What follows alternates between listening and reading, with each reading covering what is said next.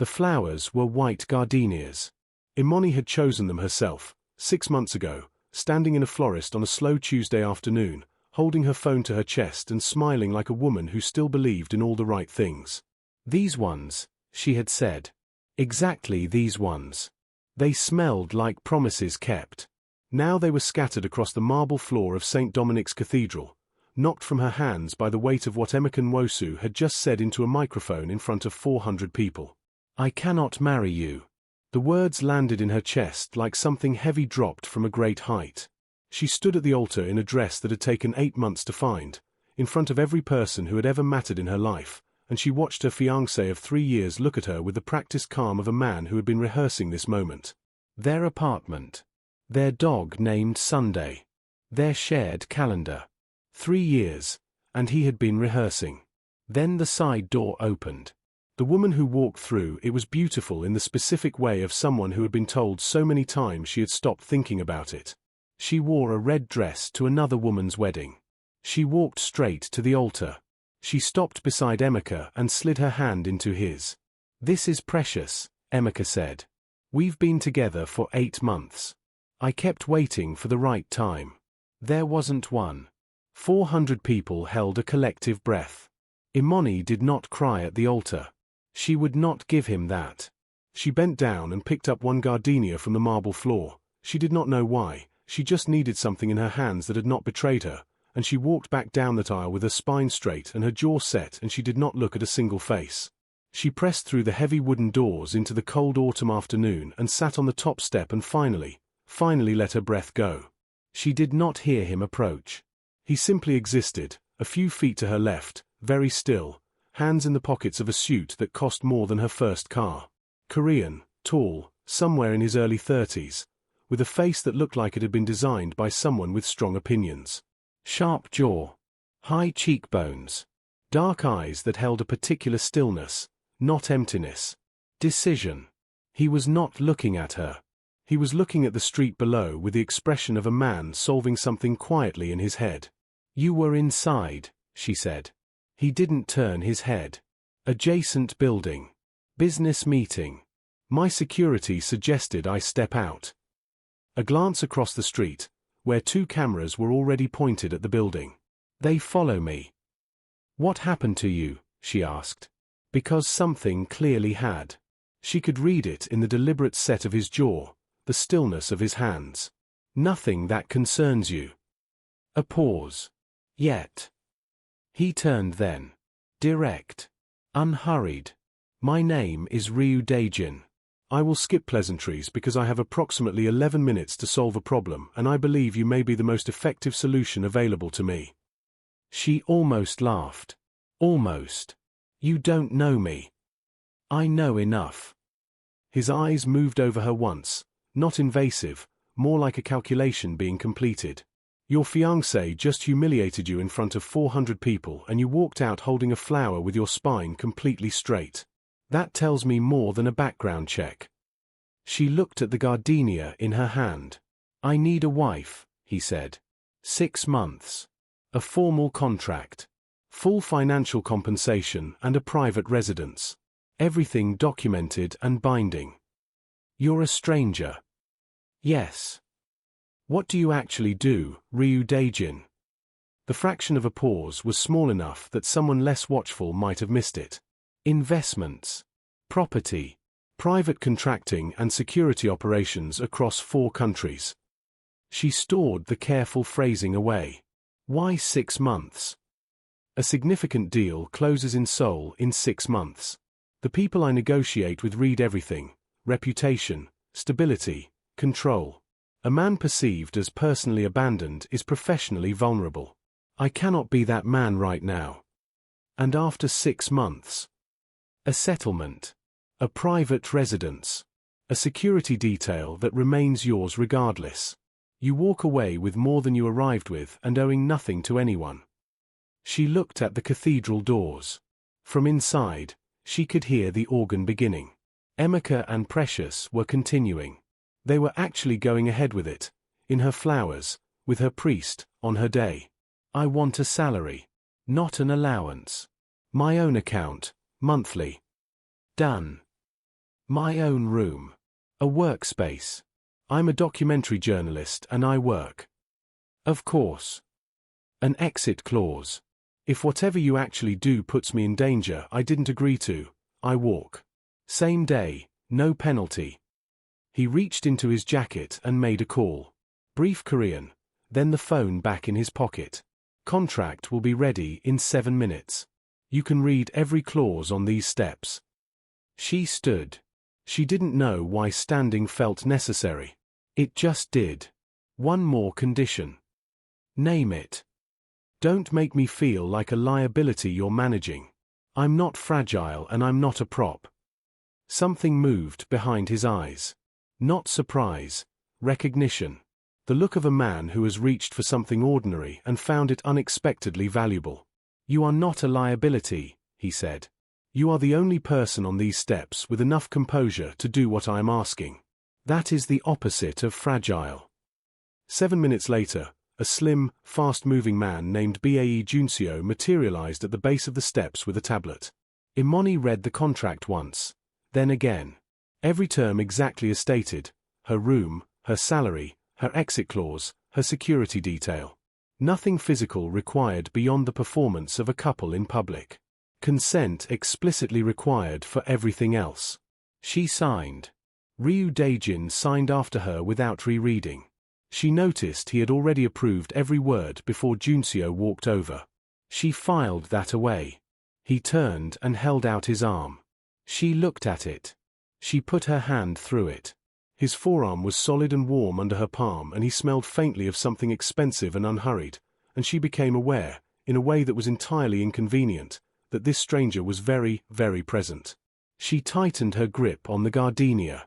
Walk like you chose this, he said. Low. Just for her. She lifted her chin. Watch me, she said. The cathedral doors opened. 400 heads turned at once. Imoni walked down that aisle for the second time that afternoon, and this time she held her head up and her eyes forward and she looked like a woman who had made a decision the universe simply had not caught up with yet. Beside her, Ryu Daejin moved with the quiet, unhurried authority of a man who had walked into every difficult room in the world and had never once been the one to flinch first. They reached the altar. The priest looked at both of them with the expression of a man whose theological training had not covered this exact scenario. Father, Ryu said. His voice reached every corner without effort. We would like to proceed with a ceremony. From the left side of the altar, where Emeka stood with Precious's hand in his and completion written across his face, a sharp sound escaped, the sound of a man who had not run all of his calculations correctly. Imoni looked at Emeka once. Not with anger. Not with hurt. With the complete, final stillness of a woman who has stopped needing something and found only freedom in the space it left. She looked at the priest. Please continue, she said. The house was the first surprise. She had expected something cold, glass and silence and the aesthetic emptiness of spaces maintained for status. What she found was a home that had opinions.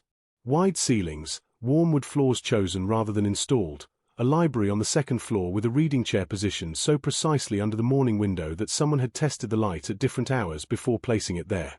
Mrs. On, Ryu's housekeeper, met them at the door.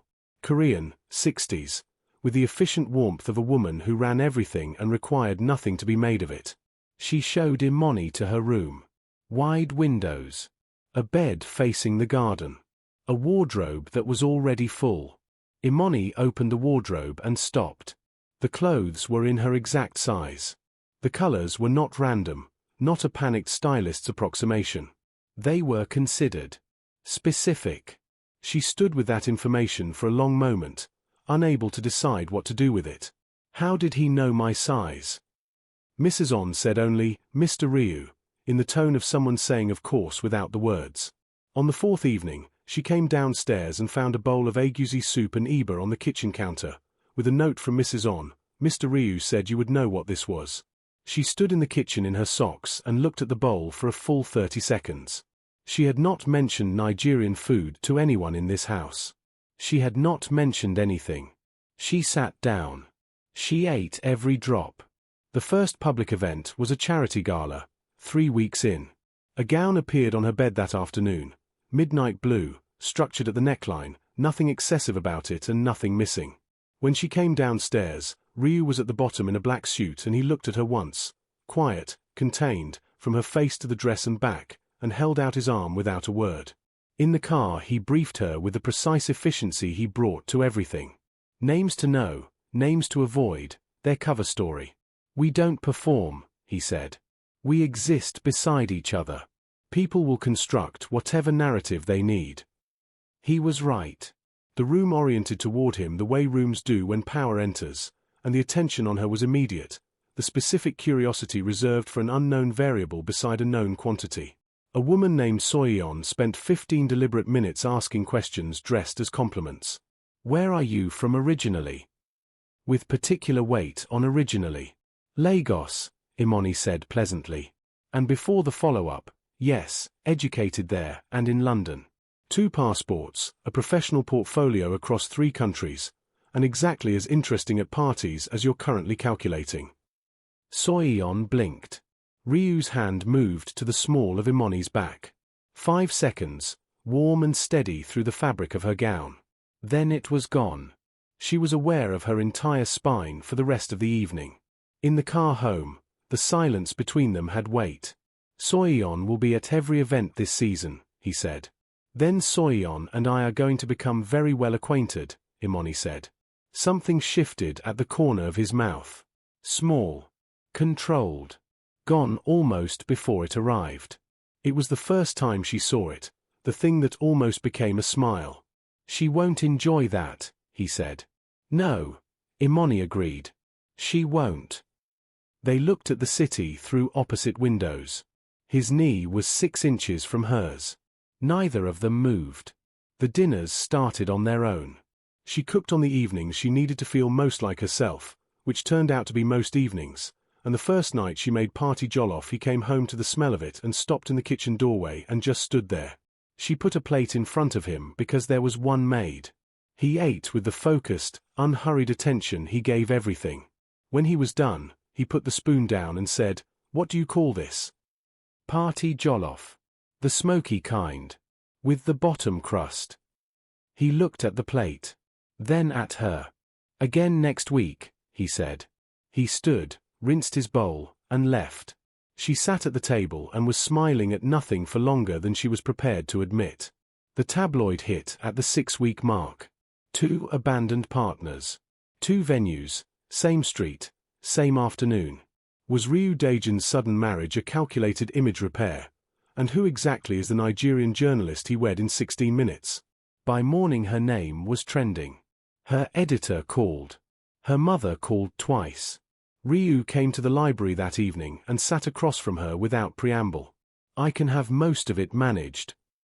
Managed meaning buried. Managed meaning corrected. The facts they have are incomplete enough to challenge legally. A pause. "But there's a more effective approach." "What?" "Give them a better story. A true one. Or true enough." He held her gaze. "An interview. A photograph. I'm asking, not deciding. Show me the questions first." "Of course." They spent 2 evenings at the dining room table working through it. He sat across from her with a list on his phone and she sat with a printed copy and a red pen. She pushed back on 4 questions. He conceded on 2, held firm on the others, and explained exactly why. She found she respected the explanation even where she disagreed. By the end of the second evening there were 2 cold mugs of tea between them and a plate of untouched biscuits, and she knew more about how his mind worked than she had learned in 6 weeks of sharing a house. He knew things about her now too, that she always deleted her first draft of anything emotional because she didn't trust it. That she tapped her pen 3 times before writing anything important. He noticed. He said nothing. But he noticed. The interview ran. The photograph the magazine chose, caught between setup shots, her face turning toward his, not quite smiling but on the way there, him already looking back at the camera but his mouth carrying the shape of something he had just said, did exactly what he predicted. The narrative shifted. People would accept complicated love stories. They preferred them, it turned out, to the simple kind. The crisis arrived in month 4, mid-Tuesday, without announcing itself. She heard his footsteps come down the hall faster than usual. Tight, controlled, the walk of a man holding something too large inside a too small container. She had learned to read his sounds the way you learn weather. She went to the kitchen and put the kettle on. He appeared in the doorway. Jacket off. Collar open. He stopped when he saw the light and the 2 mugs already on the counter. She pointed at the table. He Saturday. She made the barley tea she had learned he kept in the second cabinet on the left. She set it in front of him and sat across from him and waited. He told her. A man named Chul. 6 years. Every significant deal, every sensitive operation. Had been feeding information to a competitor. She listened without softening any of it and asked practical questions. Was he safe? Was the damage contained? Had the other side moved yet? And she could see him uncoil slightly with each question because she was meeting the situation at its actual size instead of flinching from it. When he finished, he sat with his tea. 6 years, he said. Yes, she said. I considered him, he stopped. She waited. She did not fill the silence. She let it sit completely open. It doesn't matter what I considered him, he said. It does, she said quietly. You don't have to say it now. He looked at her across the table with a look she had not seen from him before, not the brief, managed look she had grown used to, but something held open. Something that had stopped being careful. You are very good at this, he said. At what? Knowing when to speak and when not to. She looked at her mug. Hard things don't need commentary. They need company. He was very still. Yes, he said. That is exactly it. At some point, his hand moved forward on the table. Not toward her, just forward. Open. Resting in the space between them. She looked at it. She put her hand beside his. Not on top of it. Just beside. Close enough that the edges were almost touching. Neither of them spoke. Neither of them moved. The kitchen clock said 11:18. Outside, the garden was dark and still and entirely indifferent to the 2 people inside it who had just changed something that could not be unchanged. The threat came on a Thursday morning. She was leaving a bookshop on a quiet street, part of the ordinary rhythm her life had built inside this arrangement, when a dark car stopped beside her. 2 men got out. Wrong men. She had spent 4 months learning every face on Ryu's security detail precisely because on some level she had known it mattered. These were not those faces. One of them said her name. She kept walking. He stepped into her path. Junseo materialized between them with a speed that had no visible transition. Simply, not there, then there, a wall made of a person. Imoni kept walking. Junseo caught up at the corner. Call him, she said. Ryu was at the house when she arrived, standing in the entrance hall, jacket still on, which meant he had left wherever he was the moment the call came. He looked at her face, then at Junseo, and Junseo spoke briefly in Korean and left. Come in, Ryu said. They sat in the front room. She told him what happened, clearly, factually, all the way to the end. And then the factual part ran out and what remained was the 3 seconds of standing in front of a man who had stopped her deliberately in the middle of her ordinary Thursday. Her hands pressed flat on her knees. Imoni. He had moved. He was beside her on the sofa, closer than contract required, and she had not seen him cross the room.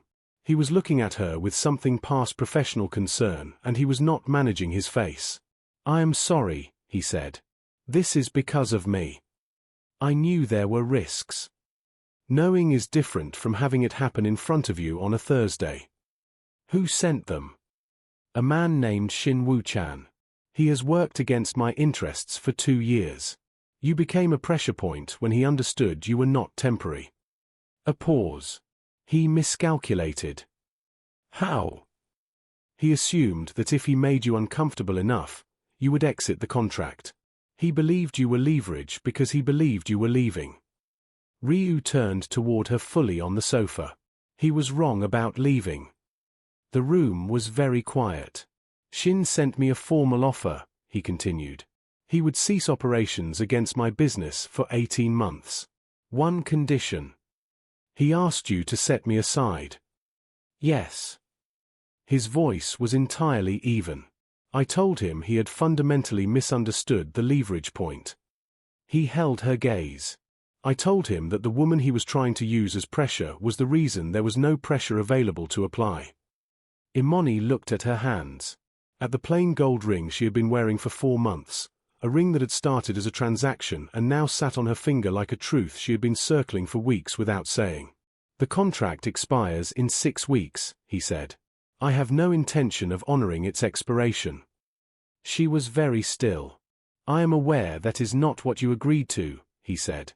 I am aware it requires your decision. I am not asking you to respond tonight. I am telling you because I will not be dishonest with you about it. He paused.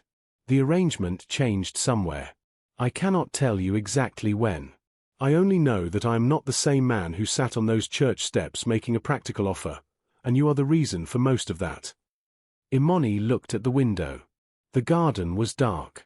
The east wall cameras were invisible and doing their job. You said I was a solution, she said softly. Yes. I think you were right. She turned to look at him. I just don't think either of us understood what problem we were actually solving. Something moved across his face, not the corner of the mouth almost smile she had spent months earning.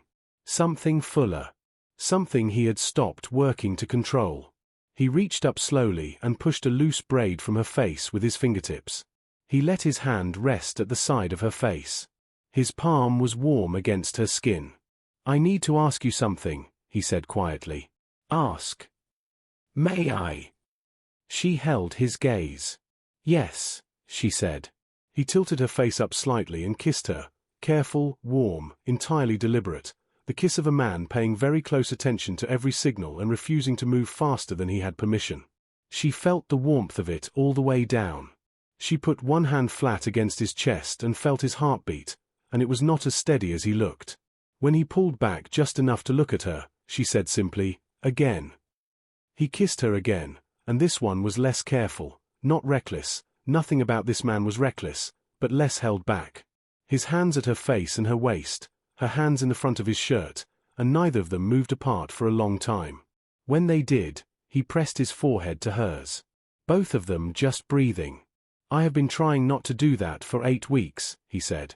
I know, she said. I watched you try. He made a sound, low, short, genuinely amused, the first real laugh she had ever heard from him, pressed against her forehead. She held it there. I love you, she said. Not carefully. Not with revision. I have for a while. I kept waiting for it to feel safe enough. Is it safe now? You gave me an exit clause on day 1, she said. You asked before you did anything. You made sure I could always leave. She looked at him. That is not a man I need to be afraid of. He pulled her toward him and she went and he wrapped both arms around her and she pressed her face against the side of his neck and felt him exhale. Long, slow, the breath of a man who had been careful for so long he had forgotten what it felt like to put it down. The vow renewal was 6 months later, a real ceremony, with time and intention and every person who mattered gathered in the garden of a country house 2 hours from the city. He had brought it up on a Sunday morning in the kitchen, casual as weather, and she had looked at him over the stove and seen exactly how long he had been holding that question before saying it, and she had said yes twice, once out loud, once just to the pan, just to the garden outside, just to the life she had not known was waiting on the other side of those cathedral doors. Both their mothers were contacted the same day. Both responded within the hour. Ryu's mother Sucha Minyung flew in 4 days early and spent those days in Grace Osei's kitchen learning to make fried plantain while Grace learned to make japchae, and the two of them moved around each other with the comfortable authority of women who had done something excellent with their lives and were pleased to finally meet the evidence. Imani walked to him through the garden in a dress she had found herself and shown to no one. Ivory, long sleeves, simple in the way that requires genuine confidence. When the doors opened and she first saw him at the end of the aisle, he was already looking at her. Had clearly been looking at the doors since before they opened. She reached him. Hello, she said. Hello, he said. His voice was not entirely steady. She had never heard it unsteady. She loved it more than she could say. He took her hand. His fingers closed around hers, warm and certain. When it was time for vows, he memorized his. He pulled the paper out once and then put it back in his pocket and looked only at her. 6 months ago I made you an offer on a church step, he said. No sentiment. No romance. A transaction. And you looked at me and said, don't make me feel like a problem you're solving. I told you that you were a solution. I meant it as a business observation. I understand now that I was telling you the truth about something much larger than business. The garden was completely still. You taught me that a person can be a home. I did not know that was possible. I thought home was something you secured and maintained. You showed me it was something you chose every day because it chose you back. I choose you today in front of everyone here because you are the only person I want to stand beside for every difficult thing that comes after today. And the easy things. And all the ordinary Tuesdays, which you have shown me are the best ones. He paused. Looked at her, quietly, more pepper. She laughed, full and real, with tears in it. He smiled. The real one. The one she had spent 6 months earning. When it was her turn, she held the paper and looked at him and spoke. You sent agusi soup to my door on the first night, before I had told you anything, before I had given you one reason to be thoughtful. You found out what would make me feel like a person instead of a problem, and you did it quietly, without telling me, without asking for credit. That is who you are. The world sees someone powerful and controlled and a little frightening. But I know about the agusi soup. I know about the gardenias in the 2nd month. I know about the pepper. She looked at him. I know you. And I am so grateful that the worst morning of my life put me on those church steps so I could meet you, because I would walk through every moment of that terrible day again if it ended here. The rings were the same plain gold bands from that first afternoon. She had insisted. He kissed her with both hands on her face, and the garden and the warm light and every person they loved made the sounds that people make when something true is happening in front of them. When they finally pulled apart, he pressed his forehead to hers. 6 months, he said against her skin. Much longer this time, she said. Better. Yes, she said, holding on to him in the garden that was theirs, in the life that had begun on the steps of a cathedral with a flower and a stranger and a decision that turned out to be the truest thing she had ever made. Much, much better. If you stayed till the end, drop in the comments right now. Share this with someone who needs to believe that the worst morning can become the best story. Subscribe, because the next chapter is already written, and you are not going to want to miss it. See you in the next story.